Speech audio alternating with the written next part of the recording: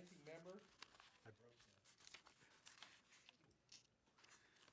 I'll pay for it up to $20 and then, Mr. Opening Member, we recognize you for your opening statement, or Mr. Ranking Member. Yeah, well, thank you, Mr. Chairman. And Mr. Cloud wanted to hear my full statement, so I'll try to try not to read all of it on that. But and, Mr. Administrator, and first of all, Mr. Chairman, thank you again, and members. Mr. Administrator, thank you so much for being here so we can hear about the President's budget request for TSA for fiscal year 2025. Again, we appreciate the work that you and your men and women do at the airports, and so we're here to talk about the budget, but I'm also glad that we're able to fully fund TSA's new pay structure for fiscal year 2024, demonstrating Congress' commitment to making sure that the TSA workforce is bringing their salary schedule in alignment with their peers in the rest of the federal government. Also, certainly want to talk to you about your TSA's mission, which is very focused and simply it's to prevent large-scale acts of terrorism in American transportation system. When it comes to flying to the flying public, TSA screens individuals and scans baggage and cargo for that particular purpose. We look forward to hearing from you, Mr. Administrator, what we can do to modernize and streamline those processes and what we can do to assist you in your particular vision. Certainly, TSA is being called to do more in its role in the co-sector risk management agency for transportation systems sector. And in the wake of the Colonial pipeline attack, we certainly want to make sure that we all work together on increasing the cybersecurity posture and improving our risk management protocol. I also want to learn more. We also want to learn more about the current threat vector facing our transportation systems and what investments should be included in fiscal year 2025 budget requests to shore up any gaps in the security posture. And again, as I mentioned, one of the things I'm very interested in is customer service, customer experience. I think we all can say in the Laredo TSA, no problem at all. I think we know most of them, they do good work there. But once in a while, we run into an individual that doesn't show that customer experience, and certainly want to see what you all are doing to do that on that. So with that, Mr. Chairman, thank you. Mr. Administrator, thank you so much.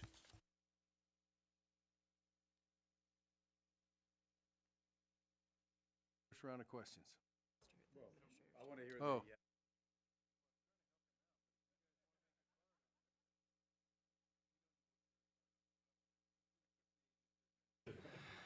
Chairman Amade, Ranking Member Cuellar, distinguished members of the subcommittee, thank you for the opportunity to appear before you this afternoon on the President's fiscal year 25 budget request for TSA.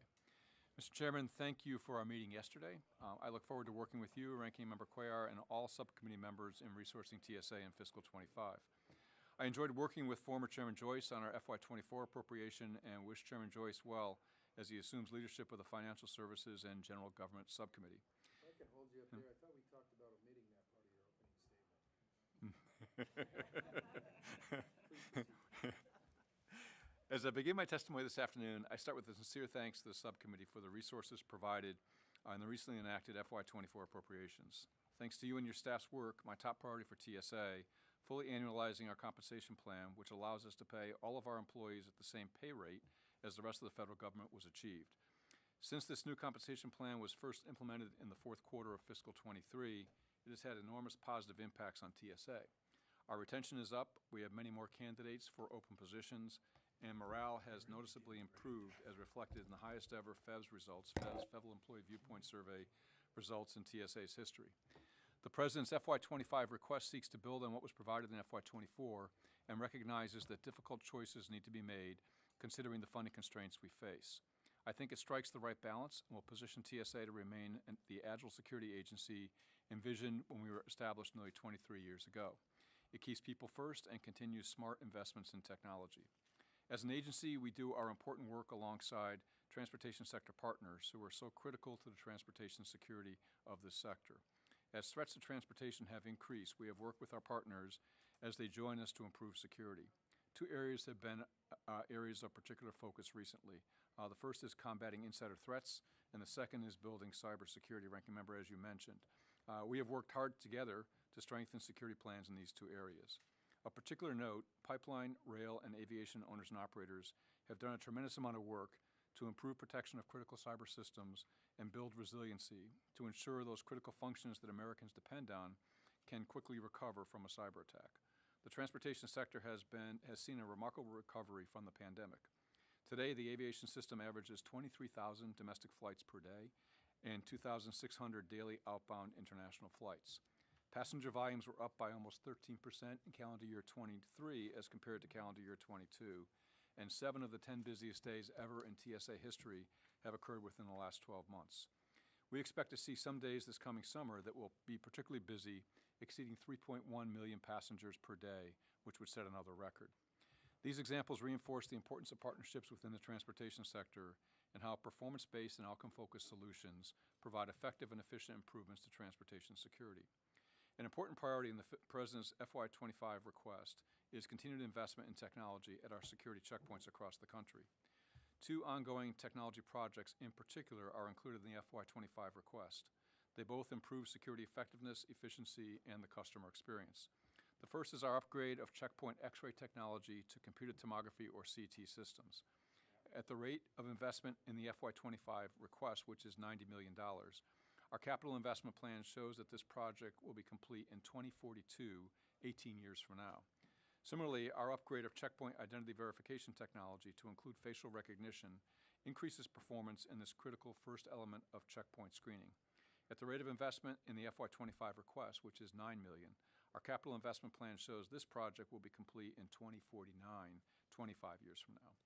We have the opportunity to accelerate both projects with additional investment.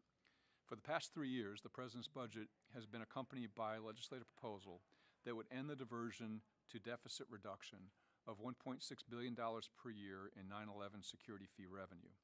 The legislative proposal would instead restore all 9/11 fee revenue to aviation security as originally intended. This diversion of security fee revenue began with the Balanced Budget Act of 2013 and is due to expire at the end of fiscal year 27. Ending the fee diversion early in FY25 would provide the flexibility to include more funding in the Aviation Security Capital Fund and in our operating accounts. This will allow us to complete the capital projects I mentioned just a moment ago and staff for passenger volume growth amongst other requirements. Thank you for taking the first steps towards eliminating the diversion of a significant portion of this fee revenue in fiscal 24. I look forward to continuing to work with you to fully enact the President's legislative proposal, end the fee diversion completely, and direct all fee revenue to its intended purpose of aviation security. Mr. Chairman, Ranking Member Cuellar, thank you for your support of TSA. I look forward to your questions and to working with all of you to ensure TSA has the resources needed to meet its mission in protecting our nation's vital transportation system. Thank you. Thank you, Administrator Pekoski. Mr. Amade had to leave the room for a minute, so this is not a mutiny that we're staging, although it could be. But thank you for your testimony. I'd first like to turn to the Ranking Member, Mr. Cuellar, for his questions. Thank you so much. I know you focus on innovation at TSA, specifically as it related to technology. I think in your opening statement, there's a reference to $18 million for the FY25 request for TSA-specific research and development efforts. Looking at the future, can you tell us, is TSA in a particular position right now where we can have more of that innovation for transportation systems, or we're looking at just simply hiring more personnel, bill out the airports? Tell us a little bit how you can leverage technology. And by the way, once you get rid of some technology, is there a way that y'all can maybe provide that to local jails or local facilities that might be able to use some of your technology? And I don't know what your process is to dealing with that. Yes, sir. I'll take the last part of the question first. The process for dealing with excess equipment for any federal agency is to access it to the GSA, and then the GSA advertises it across to state, local governments and to the public, and then goes through a process to determine what the best use of that equipment is for. We've been doing that now for the past couple of years as we replace the X-ray technology with the newer X-rays, is accessing that through GSA. So we got to deal with GSA instead of y'all? Yeah. Yeah, because I know a lot of the local sheriffs would be very, very interested in their jails on that. Okay. Well, and also, it would be of interest to us to more target where that technology is placed, because there are certain needs we have within the aviation sector and the surface transportation sector where some of that technology may be of use, in addition to schools, like you mentioned. Okay. There's a proposed amendment to the FAA administration reauthorization that would require TSA provide security escorts for individuals, member of Congress. I'm not pushing this legislation, but commercial airports and other requirements. And I think it includes family members and all that. Again, I'm not doing that. But what sort of operational impact would this legislation have? And what would be the cost to TSA to comply with this text of a draft language? Well, we have sort of had the opportunity to provide some technical drafting assistance in the draft language. I would note that in this very budget that we're considering now, the FY25 budget, we're just coming off some actions in FY24 that actually removed reimbursement funding for law enforcement officers that work in airports that are not federal law enforcement officers. And so whenever I look at a piece of legislation, how it is paid for is critically important. We have provided some cost estimates for what it would cost. The challenge in developing cost estimates, though, is because of the way the requirements are provided in the amendment, it can range from a very small amount of money to a very, very large amount of money, depending on how you interpret those requirements. And like you mentioned, it includes all cabinet members, all federal judges, and all members of Congress, and their families and their staffs. And so you can imagine that's a lot of people to ensure are protected along the way. So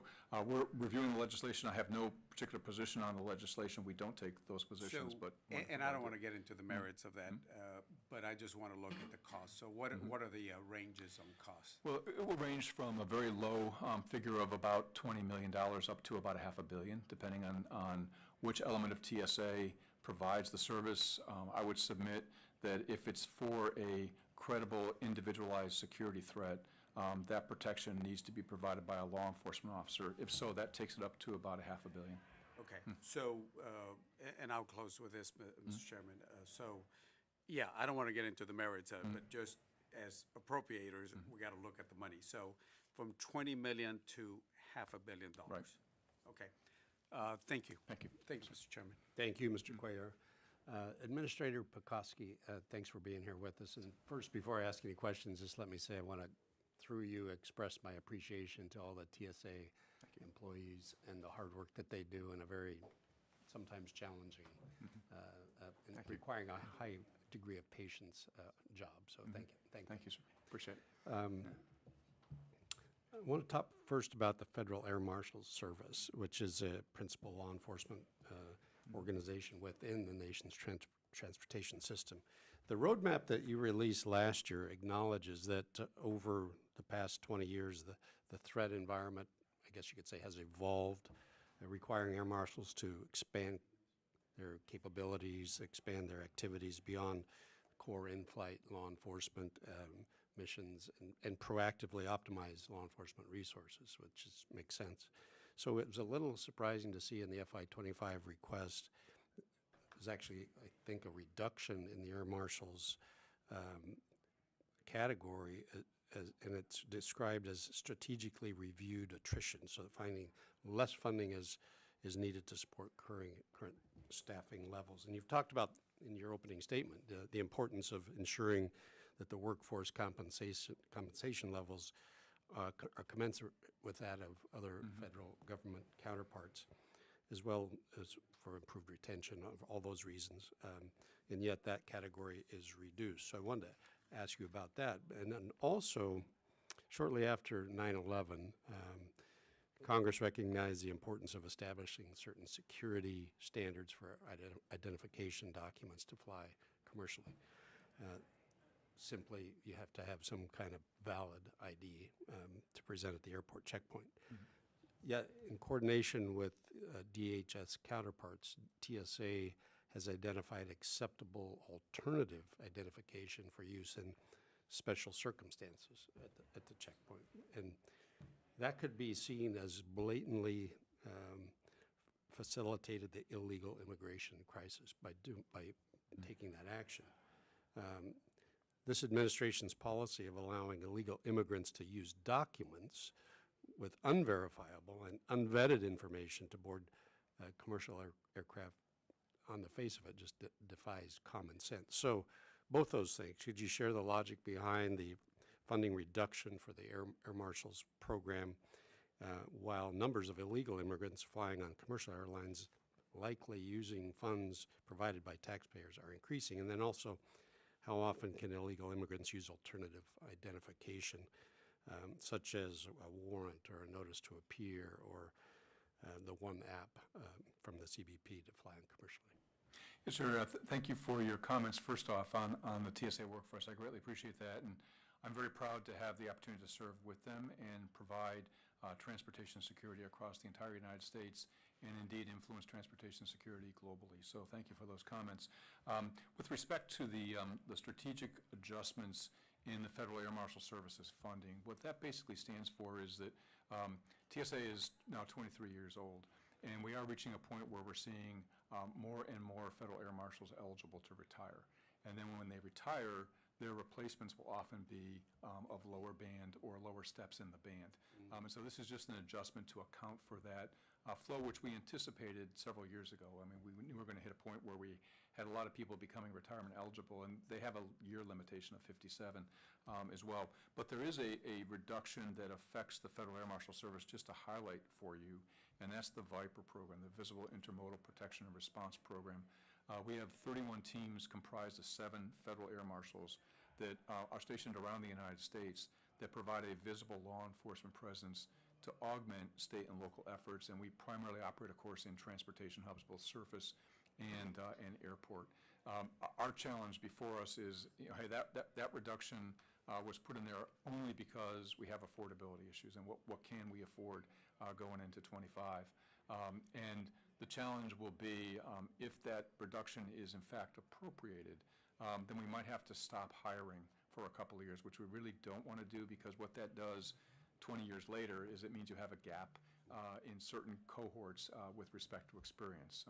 And we had a period of time where we had a number of years where we weren't hiring federal air marshals, and so we finally got back to the hiring process, and we'd like to continue that. With respect to IDs by individuals that cross the southwest border, we have always endeavored to apply the same process to every passenger. And so we have a process if any passenger shows up without what we consider to be an acceptable form of ID, and those IDs are listed on our webpage, and we constantly revise that. We'll find certain IDs no longer should be acceptable to us, particularly as we're making more progress with Real ID implementation. And so if a passenger presents him or herself without a form of acceptable ID, which would be anybody with a CBP-1 app identification, that's not what we consider an acceptable form of ID. We go through a process that does the best we can to assign an identity and make sure we vet that identity. And so that's what the One app is particularly good for. What that allows us to do is when a passenger presents himself at the checkpoint, with the One app, we can literally take their photo with the smartphone and then biometrically match the image that the photo captures with the person that was admitted by either the Office of Field Operations and CBP or the Border Patrol as they cross the border. But for everybody that doesn't have an acceptable form of ID, U.S. citizens, non-U.S. citizens, everybody gets additional screening. And that's part that's oftentimes lost in the conversation. And so that additional screening is additional on-person screening and additional carry-on bag screening. And we do that to mitigate the risk of not being certain that somebody is who they indicate they are. And that, in a case for a U.S. citizen, what oftentimes is a common occurrence is somebody might have their wallet or their identity documents stolen, or they forgot them somewhere. And so we have a process to get to about the same point where we can establish an identity, but we're not sometimes as sure as it would if they had a credential and we could run that credential. And so the same process is additional screening for all those passengers. So how good is that? You can tell that yes, that's the person that was apprehended at the border, but right. Beyond that, there's no Well, background.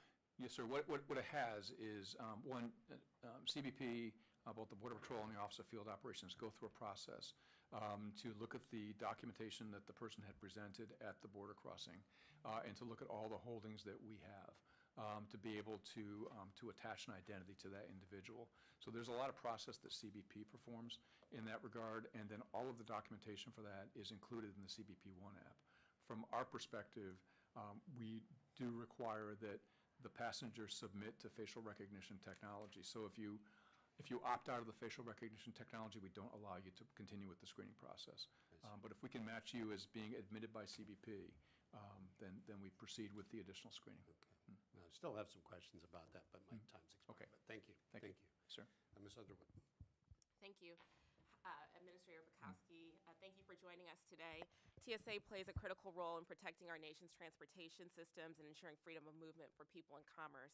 While carrying out this mission, the agency must balance safety and civil liberties. Using advanced imaging technology is one way that TSA is ensuring the safety of passengers. And with this technology, TSA agents are able to safely screen passengers for threats such as weapons and explosives without physical contact. There's no doubt that this technology has made our airports safer, and yet even with the most advanced imaging technology, diverse travelers are experiencing additional screening mechanisms despite not posing any additional threat. Last year, the GAO, the Government Accountability Office, released a report on TSA screening practices. And in that report, stakeholders weighed in on their observations.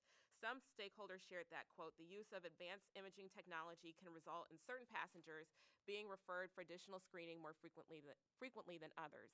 These include transgendered passengers and those who wear religious headwear like Sikhs and Muslims, or those with disabilities, end quote.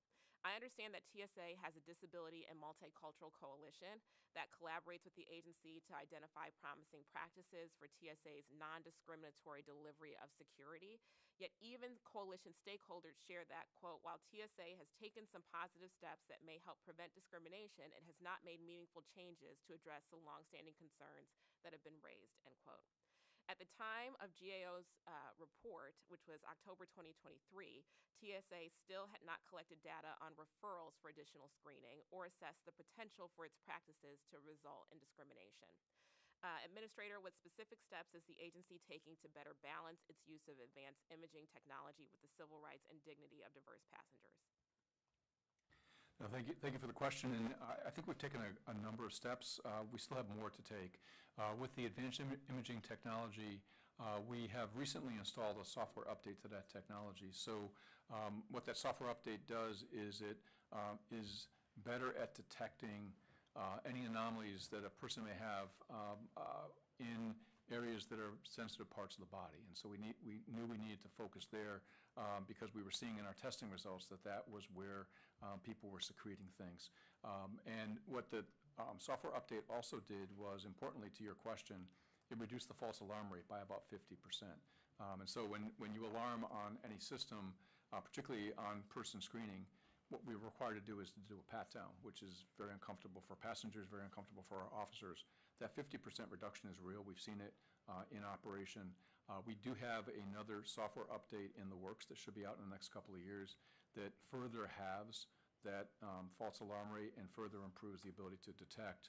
And that will be coupled with an improvement in the antenna systems that are within that technology. They'll basically go from standard definition to a high definition antenna system. So we think that with technology, we will make significant improvements. But to your point and to the GAO's point, collecting data, so we're looking at data-based decisions is something we're working very hard on, and we do agree with them on that point. And I just want to make sure I understood you correctly. Did you say sensitive areas where people are secreting things?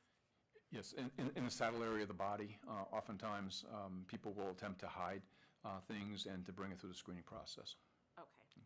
I'm still concerned that the agency is not doing its best work to prevent discriminatory screening practices, and even more concerning is that passengers who've been wronged must jump through significant hoops to find a remedy. For example, the online form to file a complaint for civil rights and civil liberties with TSA doesn't appear to be hosted online in any language other than English, and in addition, it's not clear that accessible options for those with disabilities are available.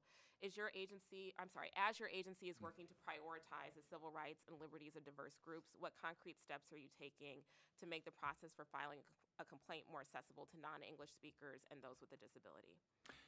To your point, ma'am, it's to put them in multiple different languages and to make them accessible for people that need to have other assist to be able to provide a claim.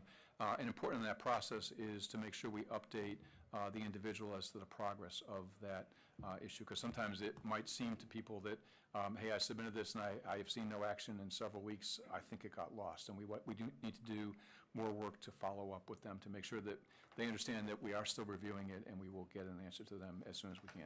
Is there a timeline for an online form to be made available in multiple languages? I don't have that today, but I can get that back to you. Okay. Okay, I thanks. think it's just really important to make sure that that's part of the work plan to be accessible to the American flying public.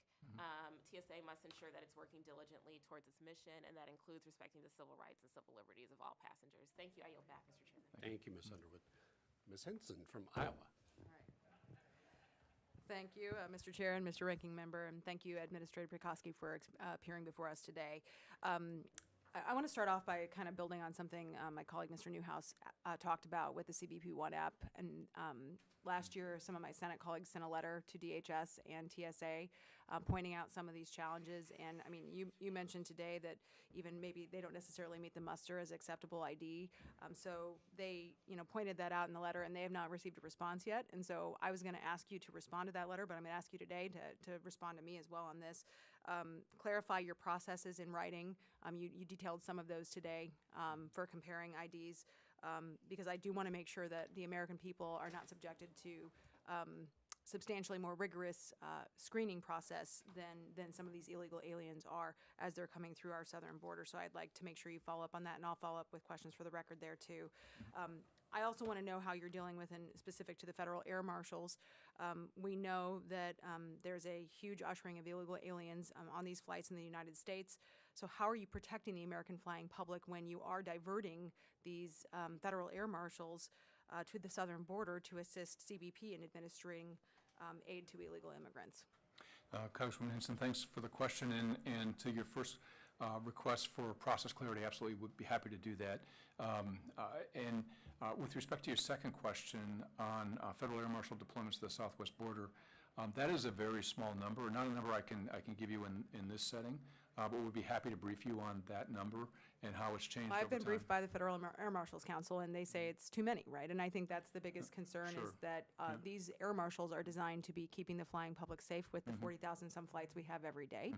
That is their mission, and that is their duty. And so any instance where they are being pulled away from their mission, I think, is a morale problem. You talk about recruiting and hiring and how much of a challenge you're having there, having to rehire people who've been retired.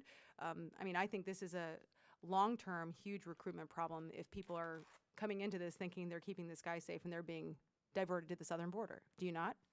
I don't. First off, the diversion to the southern border is a very small percentage, like I said. That's a temporary mission, not a permanent mission of TSA's. It's something we started back in 2019, and we've made significant improvements to it over time. We have a memorandum of understanding with CBP, which is the requesting agency. I'd be happy to share that with you if you haven't seen it. I will tell you from my chair, I'm responsible for transportation security. I have federal air marshals on every flight I desire to have federal air marshals on, pure and simple. What risk algorithms are you using to determine what flights you're pulling them off of?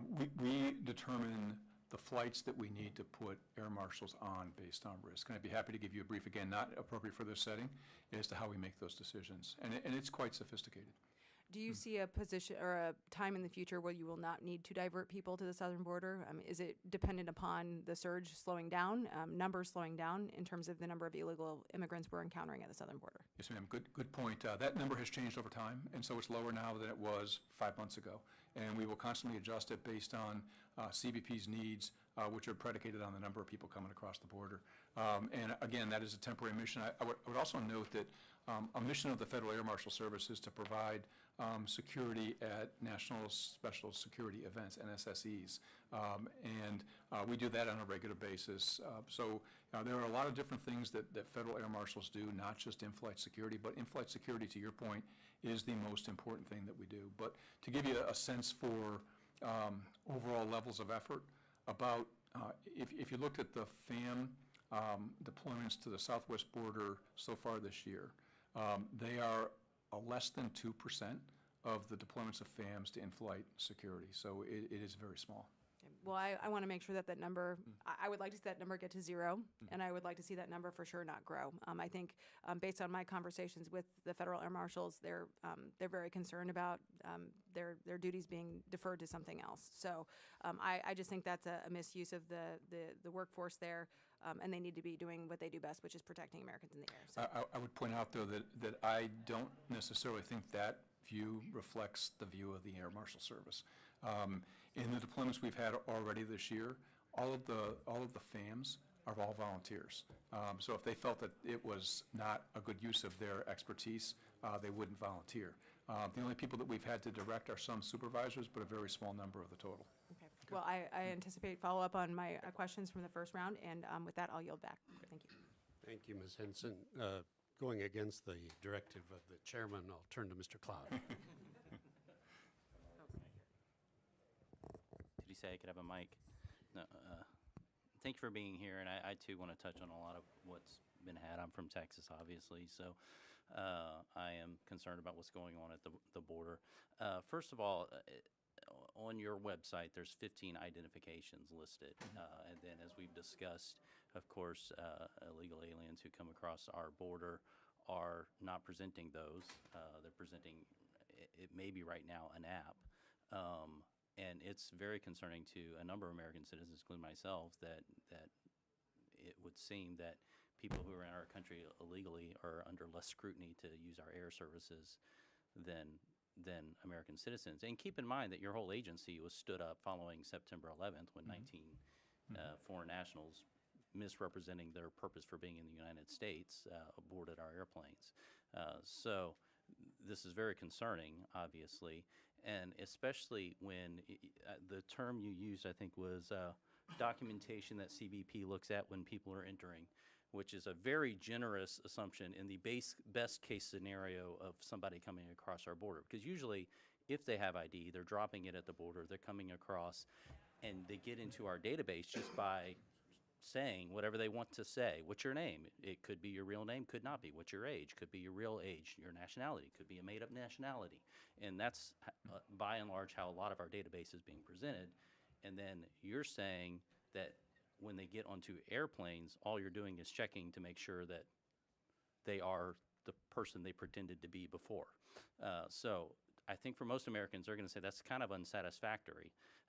Could you speak to anything that you're doing to firm that process up?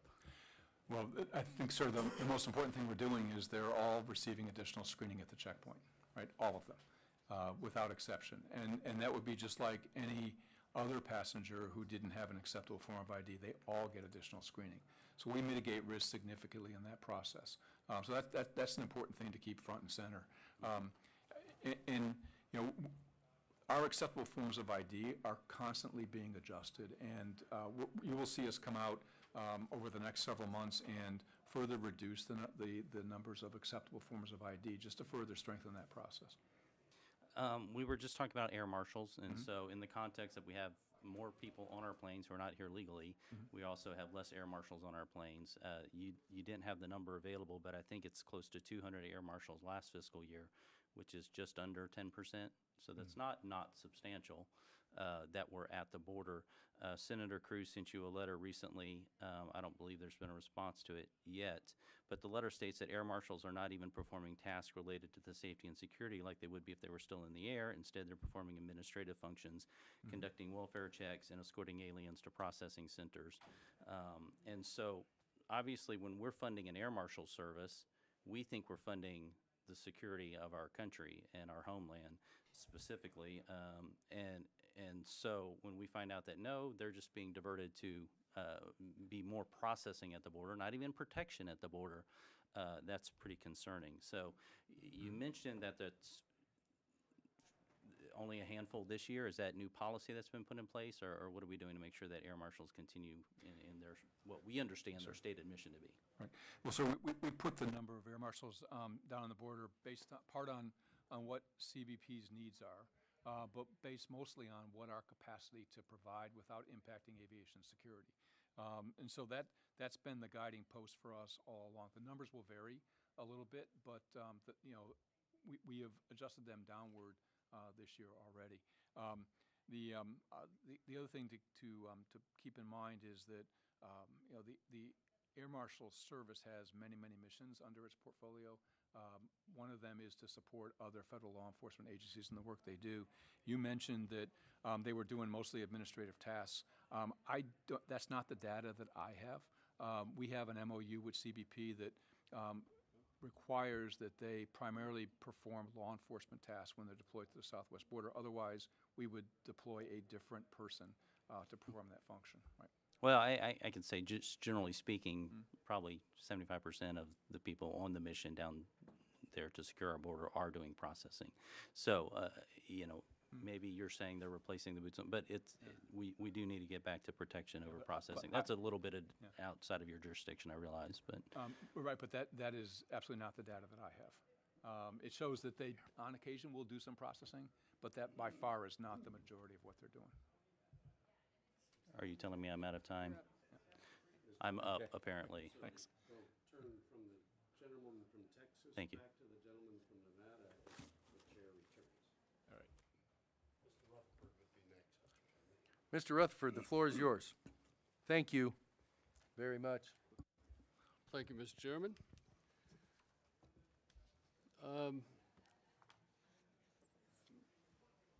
Mr. Pekoski, with the work that you have and following up on Mr. Cloud's discussion about the personnel issues and the number of FAM air marshals that are in the air versus the number that we probably need, when you and I spoke last cycle concerning the Viper program, you mentioned that was kind of a way to give them something to do besides fly every day, which I can understand would get tough. But so my question is, what impact does that have on the availability of people in the air protecting the flying public? What numbers are being pulled off of that job to do Viper?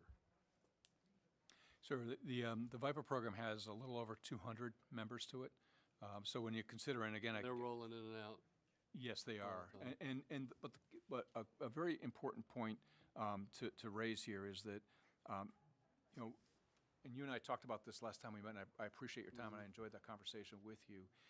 One of the things I look at is, particularly with the Air Marshal Service, do I have the capability to surge if the threat indicates that I need to put more air marshals in flight, because it is risk-based. And sir, to your point, we do try to balance. Having somebody flying for an entire career is not what air marshals need. They need to have a little bit of balance in that whole process. So we're trying to find a way to build meaningful work across the entire transportation sector, surface and aviation both, but always have the surge capacity to bring air marshals to in-flight operations should the need arise. And the other thing that's a big factor here is it takes a while to develop somebody into a fully certified air marshal. That's not something that occurs in 6 months or even a year. And so having that capacity is really important to us. And the Viper program has been important to work alongside state and local law enforcement officials to protect transportation infrastructure overall. And the budget for that last year, if I remember right, was about 60 million? Yes, sir. Yeah. Okay, and so can you, I'm sure you don't have it with you, but can you give me a report on Viper results? How many operations did they run across the country? How many arrests did they make? How many, whatever you're grading the success of the program on. Okay, yes, sir. Let me Okay. have that information. Great. And Just one thing, sir, on the Yeah. arrest data. When Vipers are working alongside state and local, and as sheriff, Sure. you understand this better than almost anybody, is that when an arrest is made, our desire is to have that arrest be made locally, because the processing through all of the judicial process is much faster when you do it that way. So the arrest numbers are not something that we particularly drive. We're trying to work with partners to support them in that effort. so you're not capturing any of that? Oh, we capture it. I just want to, when you Oh, see the okay. numbers, just Oh, know okay.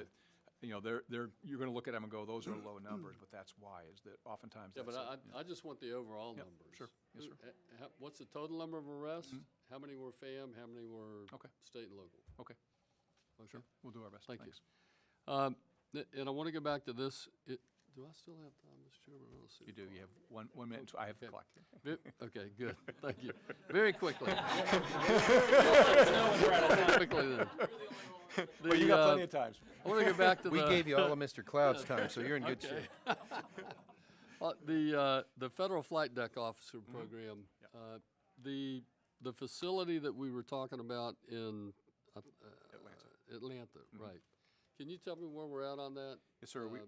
We have the facility. We just haven't had the funding to outfit it. And we're looking to do that in fiscal '25. The idea is that would operate at the same capacity that our two other facilities. One is in Atlantic City and the other one is in Dallas. Okay, so I think it's said 16 to 26 million in the president's budget.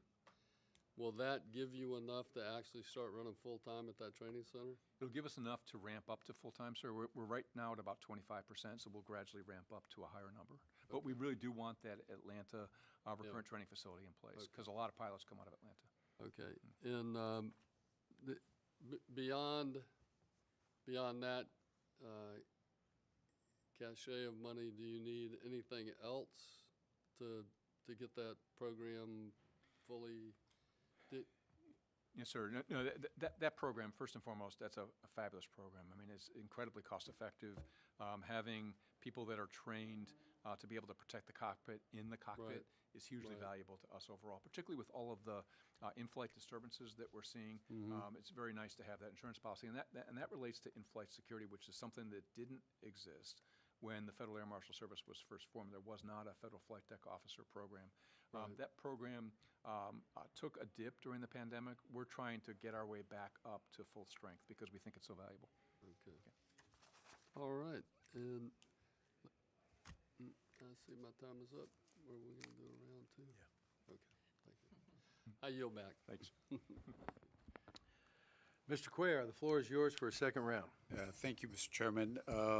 Mr. Administrator, the Federal Air Marshals who go down there, I think there's a call for a surge. I mean, when there's a need for a surge, they're sent there voluntarily? The vast majority are volunteers. So all of the federal air marshals this calendar year to date have all been volunteers. Some of the supervisors have been directed to fill some gaps that we didn't have volunteers for, but the straight federal air marshals are volunteers. I understand there's about 75 air marshals down there at the border, Number we can't specify on, but roughly. roughly. Yeah. And now that the numbers have gone down from 10 to 12,000 a day, I think the last 3 weeks, it's been about 3,800 between borders. So hopefully you can bring it back sometime soon on that. Let me ask you about TSA leveraging artificial intelligence, machine learning, and security screen. Do y'all use that? And how are y'all using that? Yeah, one of the ways we're using it, and this is not yet rolled out, but if you put a carry-on bag through the X-ray machine on the checkpoint, if you look at the image that comes up, the image that the officers are looking at will have any explosives have a red box around them. So the machine, the technology, automatically detects explosives and the type of explosives that we specified for it. What it doesn't do is it doesn't automatically detect all the other things that we don't allow through the screening process, like firearms, parts of firearms, ammunition, all kinds of knives, throwing stars, cat eyes, et cetera. And so we're using artificial intelligence to train the technology to detect all the prohibited items. So all the explosives and all of the other knives and firearms, et cetera, that are there. The next step beyond that is that when we get that technology deployed, then images that would now come up for every single passenger. So I said in my opening statement that we're going to see some days this summer that might have 3.1 million passengers.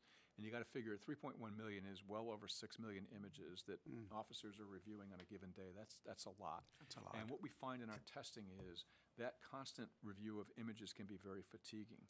And so can we put a machine assist there so that if a bag goes through the X-ray and doesn't alarm, so the artificial intelligence is, we would not deploy it if we didn't fully test it to make sure it worked, then officers won't view quite so many images, but when they do see one, they know, hey, this alarmed, by the technology, and they will be more focused on that as a result, because it's far fewer. And you're using that now? I mean, it's being used right now? We are developing it now. Develop, Sir, the other area where we are using. is that in-house vendor? Vendor. Vendor, okay. Vendor and with science and technology in the department. Yeah. To make sure that we're doing it in a proper way. And as you know, there's now an executive order that governs artificial intelligence development that we've been fully compliant with all along. So there's a lot of good oversight there. Okay. I got a whole bunch of bridges in my area, so trade is very important to me. There are times where we have peak hours, like Laredo handles 17,000, 18,000 trailers a day, and I've asked OFO there, hey, why don't you have more folks here at this particular peak time? And they are, sometimes they say there's certain union negotiations, and I'm saying, well, look, with all respect to the unions, we got to take care of the customers first. You all have unions now, correct now, for TSA? Is it too early to say that if sometimes a union demands, and again, I support unions, but I just want to make sure that customers come first. Do your peak times sometimes collide with some of the union, what's the right word to use? I'm trying to be diplomatic, union demands? Yes, sir. A couple comments. One is that we've always had limited collective bargaining since I've been the administrator.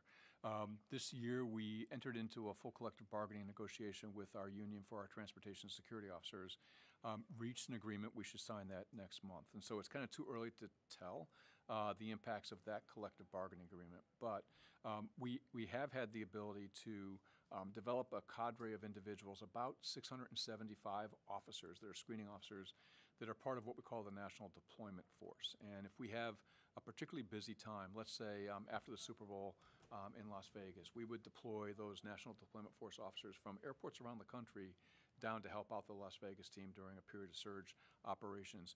The other thing that, when we ask for additional TSOs, I would really like to get to the point where we have a little bit more flexibility in our TSO numbers, because right now it's a very sharp pencil that we figure out exactly how many people we need. Life doesn't work that way.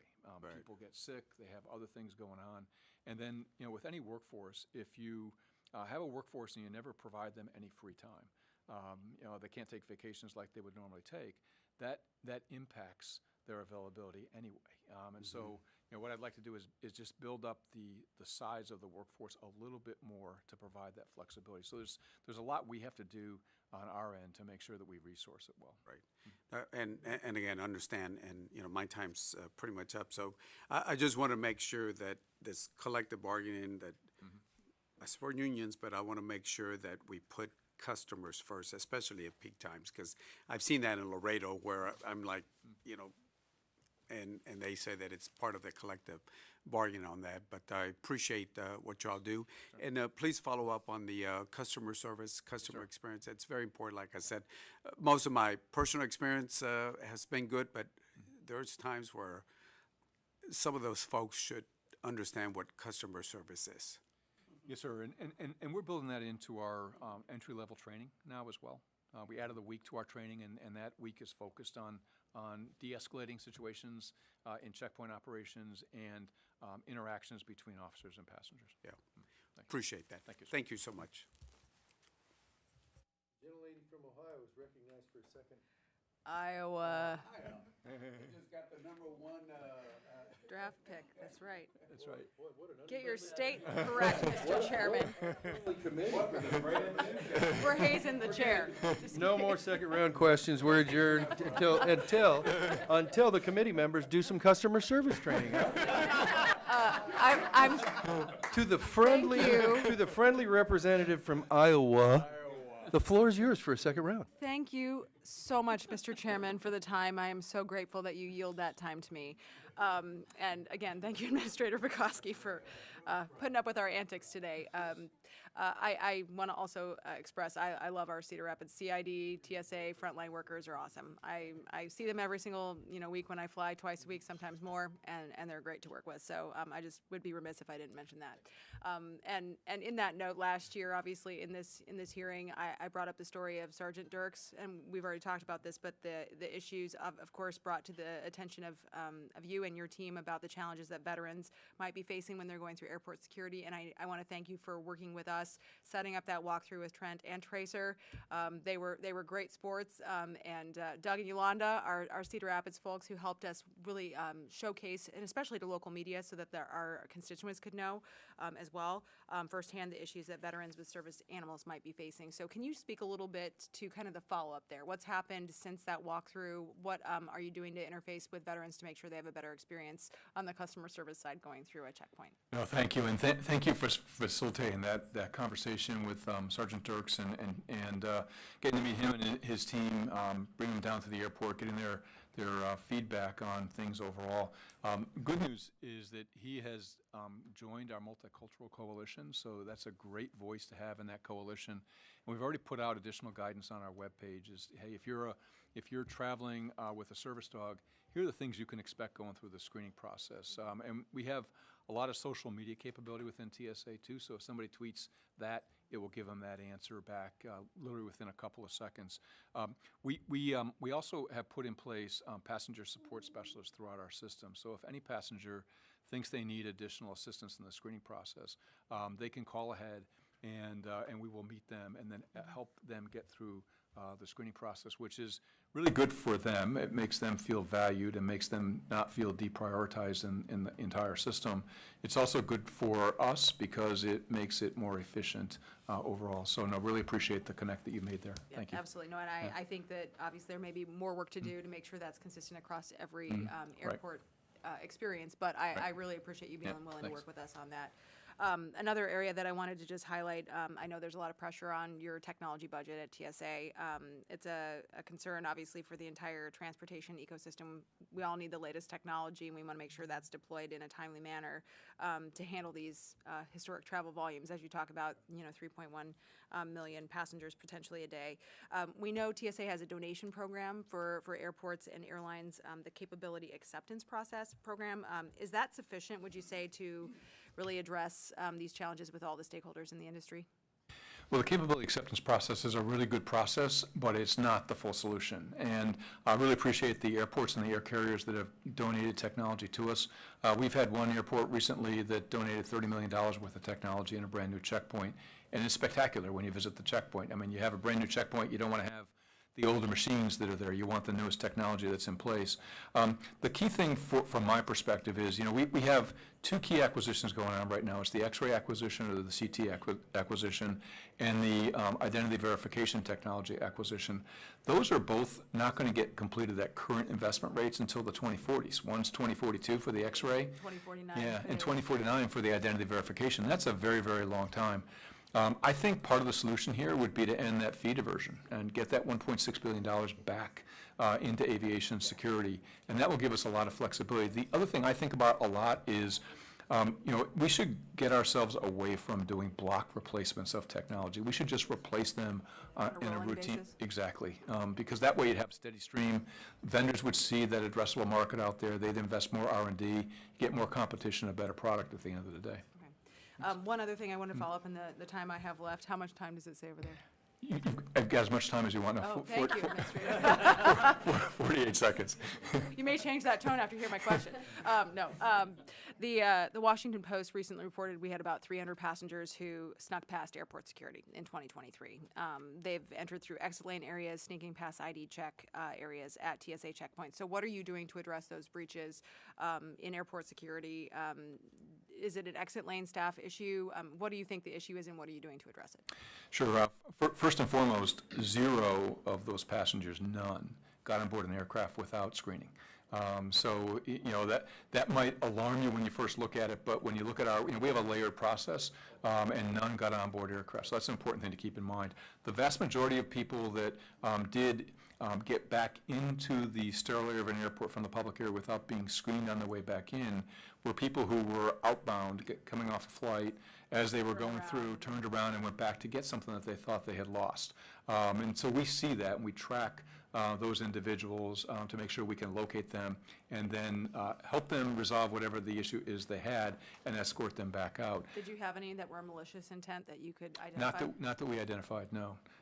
We have in the checkpoint, evading the checkpoint operations, sometimes people game that. And we do have some people that have tried to do it at multiple airports just to see how far they can get. That's a bit malicious. Yeah.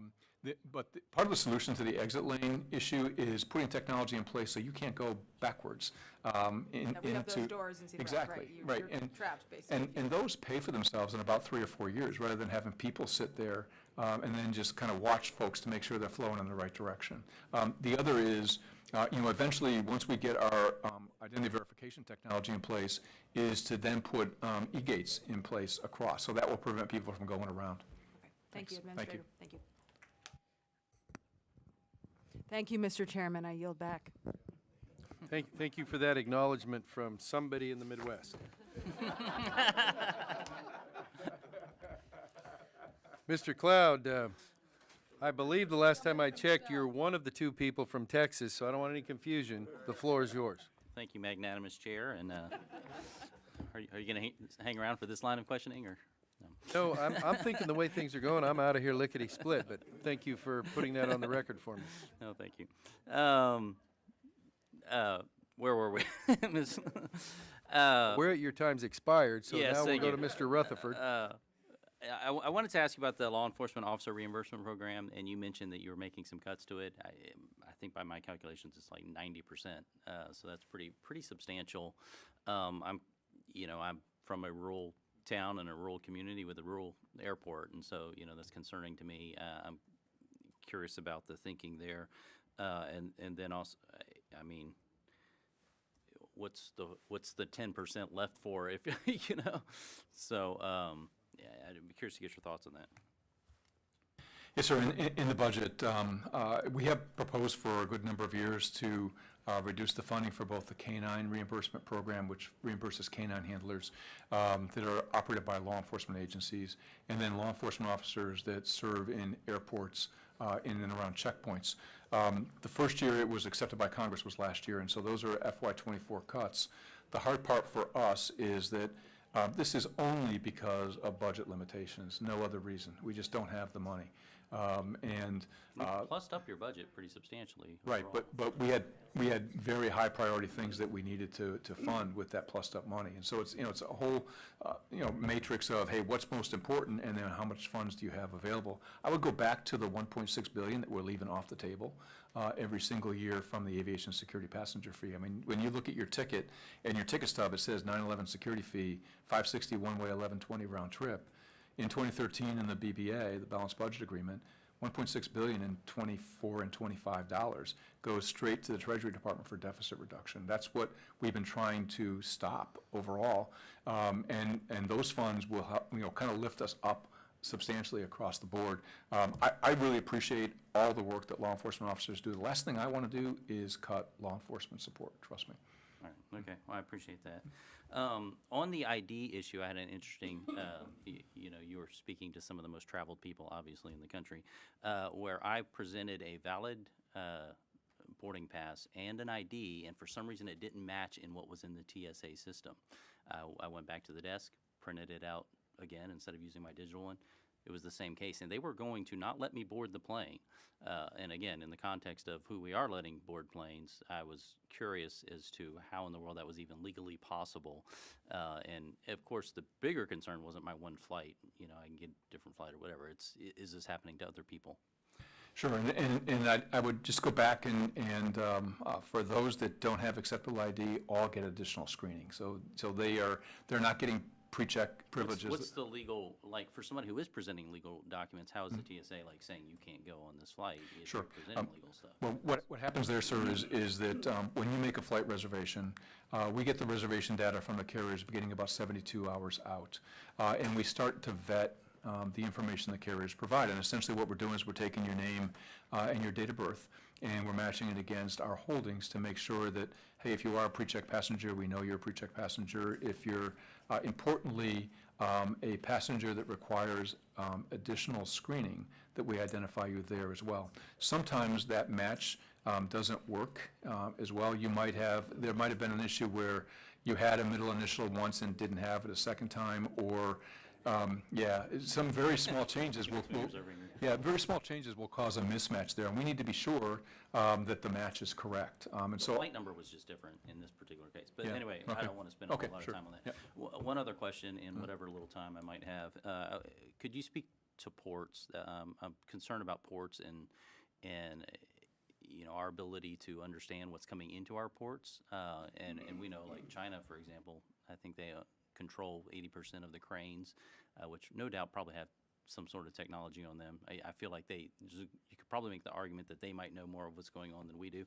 I don't know if that's exactly the case, but certainly a concern still. What are we doing, or what are the plans, or even at a research phase, to ramp up security at our ports? So that question is really better addressed to Coast Guard, because they have primary authority over maritime operations. But I will share that, Coast Guard has issued cybersecurity regulations just like we have within our parts of the transportation sector. So we've issued requirements that are performance-based to pipelines, to rail systems, to airports, and to air carriers. Coast Guard has done the same thing to ports. And it's a very similar framework. So I know that they are working on this. Thanks, Chairman. You're welcome, member. Illustrious Chairman.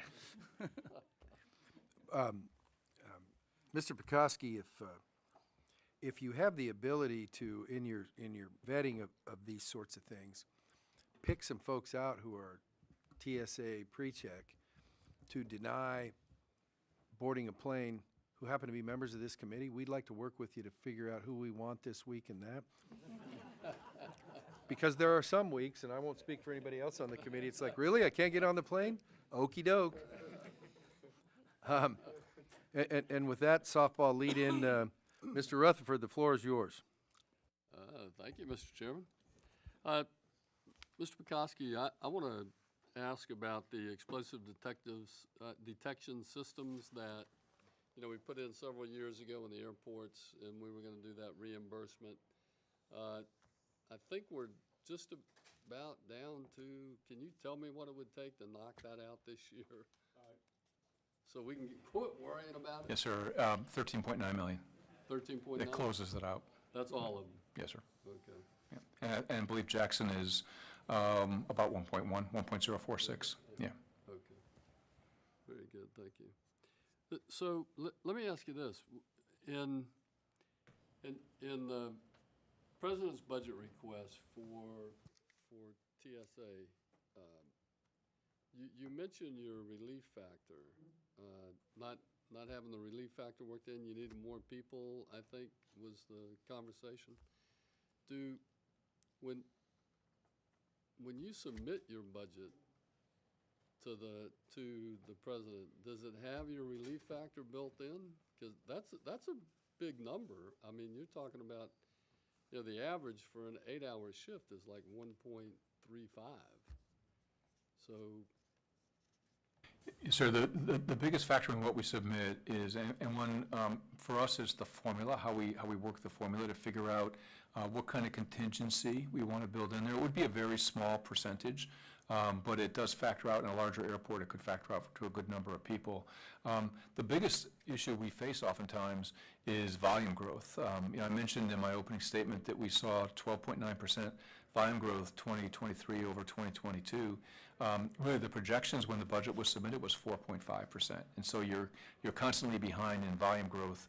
The challenge always becomes being able to bring somebody on board, get them certified, which is at least a 6-month process, so that they can be fully utilized in the checkpoint operation, particularly during the summer months, because that's, we're busy from 4th of July all the way to the second week in August, busiest, except for Thanksgiving, which the Sunday after is generally the most busy day we ever have.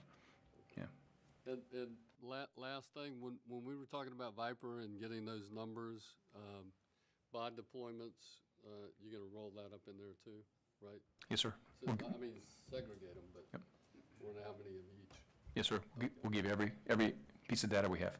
Thanks. Thank you. I yield back, Mr. Chairman. Thank you.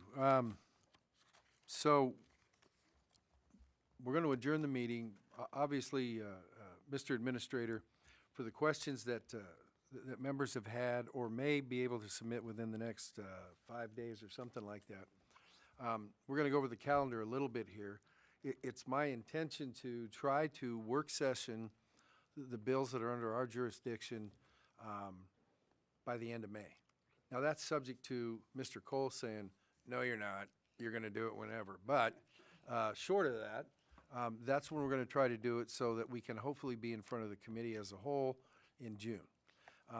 And the reason that I tell you that, one is full disclosure, and the second one is to the extent that there needs to be any exchange in terms of, hey, we're not sure what your question is, or here's the whatever, we will be watching that, not for because we need something to do, but it's like we want the members as fully informed as possible when we say, hey, what are you going to do, and what are your ideas, and that sort of stuff. So I just want to make sure that that's kind of on everybody's radar screen, if you will. That goes both ways.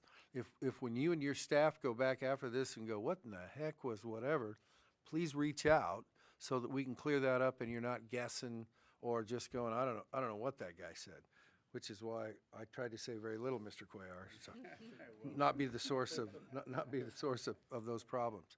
So with that, I want to thank you for your professionalism. I enjoyed our ability to visit yesterday, and look forward to working with you as we get to the end of the process as far as this. And if there's no further questions, and we know about submitting additional questions, the questions by members, the subcommittee stands adjourned. I have it here somewhere. I lost it.